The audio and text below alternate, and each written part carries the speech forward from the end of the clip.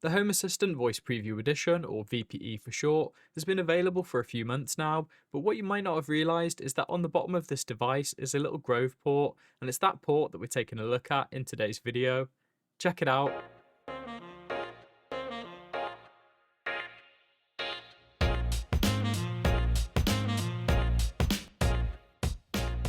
What's going on, guys? I hope you're all doing well.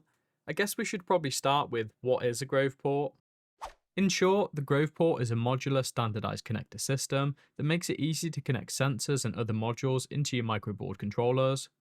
One of the main benefits of this port is that the sensors and modules that you plug in can access and share parts of your connected device, so it can make use of the device's power, its Wi-Fi, and other device functionality.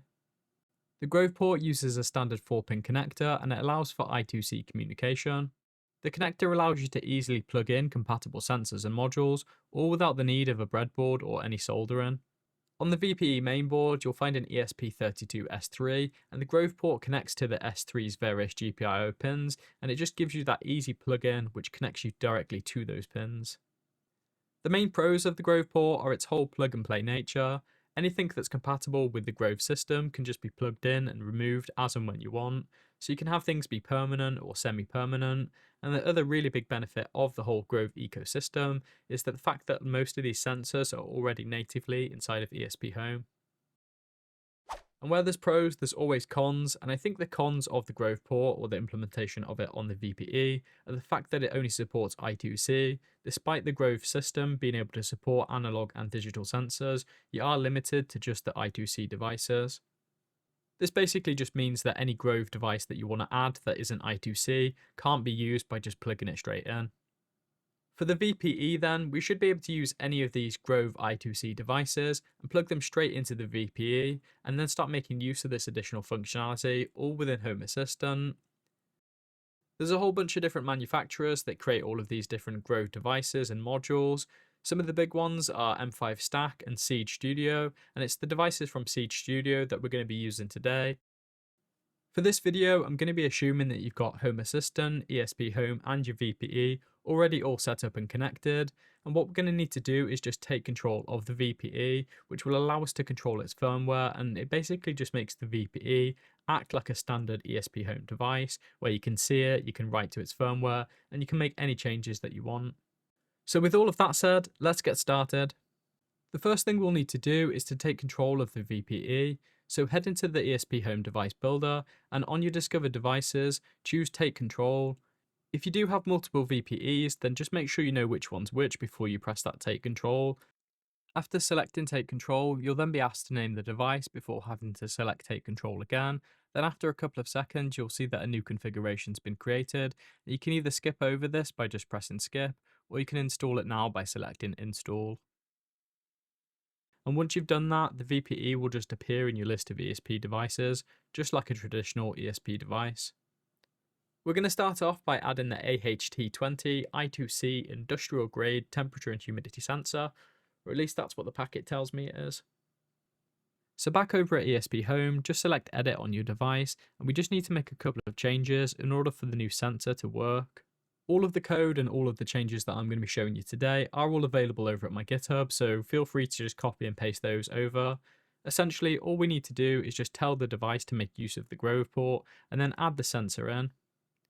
With the new code added, we can just select Save and then hit Install, and this will just recompile everything and then install the updated firmware on our VPE, and it does all of this all wirelessly. Once everything's completed, you'll then just need to disconnect your VPE from power. On the back of the device, you'll see a small rectangle cutout, clearly labelled as Grove port, and this is just a plastic tab.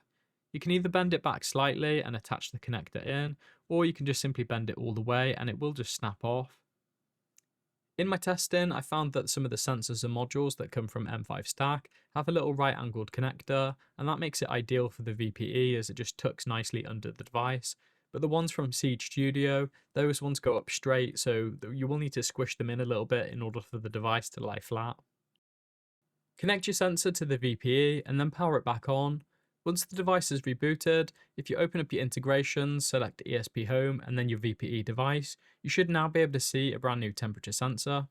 As this little sensor supports both temperature and humidity, we do get individual sensors for both of those, and these just look and work as normal sensors. From that little demo, you should be able to see it's relatively straightforward and simple to just add a little Grove device and expose it to HomeAssistant, but what happens now if we want to add more Grove devices, as that port's now being used up?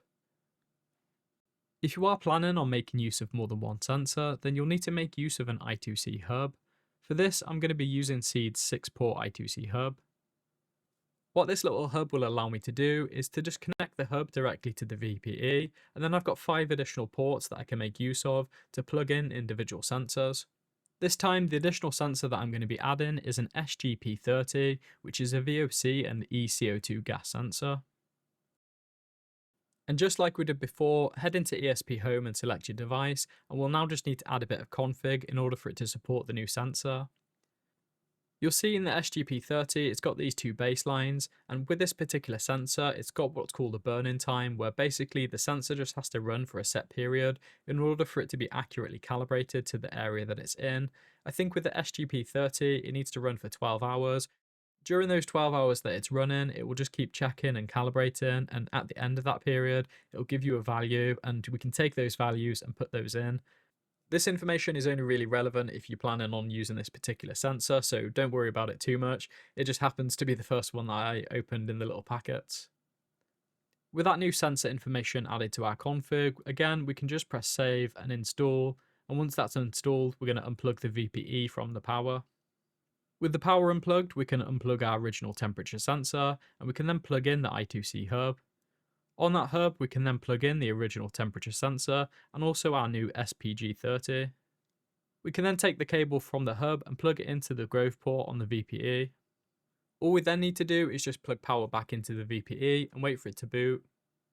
Back in HomeAssistant then, if we check out our device, we should now be able to see the new sensors offered by the SGP30. And again, if you are using the SGP30, you will need to wait for the burn-in time to complete in order for the sensor to be accurate.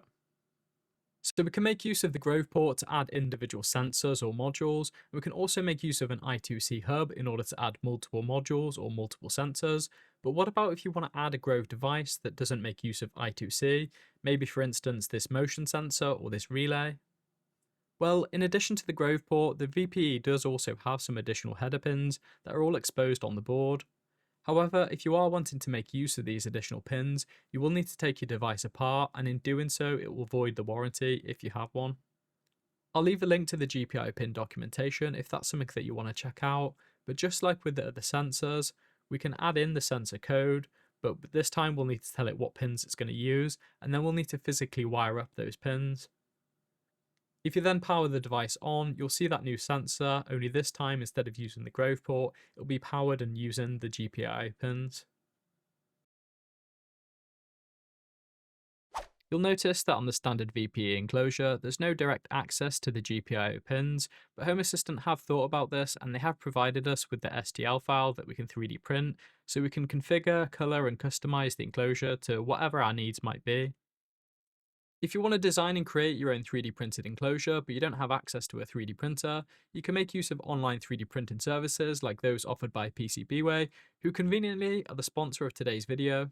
PCBWay are your one-stop shop for CNC, 3D printing, PCB design and assembly, and much, much more.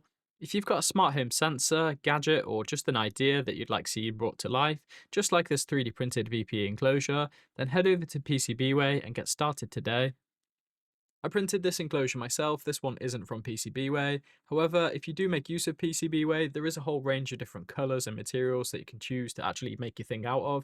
You could even make it out of titanium if you've got the money and that's something you want to do. I imagine that would probably look pretty cool. In the future, I actually plan on making a much taller enclosure. I plan on having like a millimeter wave sensor, probably some temperature and humidity sensors, and some other sensors just all around the body. And I'm going to make it that little bit taller just so I can hide all the spaghetti inside of it. And there we go guys, that's been a little look at the Grove port and some of the potential features that you can add to your VPE. If you've got any cool features or changes that you're going to make to yours, then let me know what they are in the comments below. And while you're down there, if you have enjoyed this video, don't forget to drop me a like, and if you're not already, hit that subscribe button and ding dong the notification bell. You'll then be alerted to any future video that I do. As always, a massive thank you to these awesome dudes. These awesome dudes are my Patreons and also my YouTube members, and if you are interested in helping support my channel, which in turn allows me to create content like this, then you'll find links to all the places that you can go to support me, all in the description below. Thank you for watching, and I'll catch you in the next one. Cheers.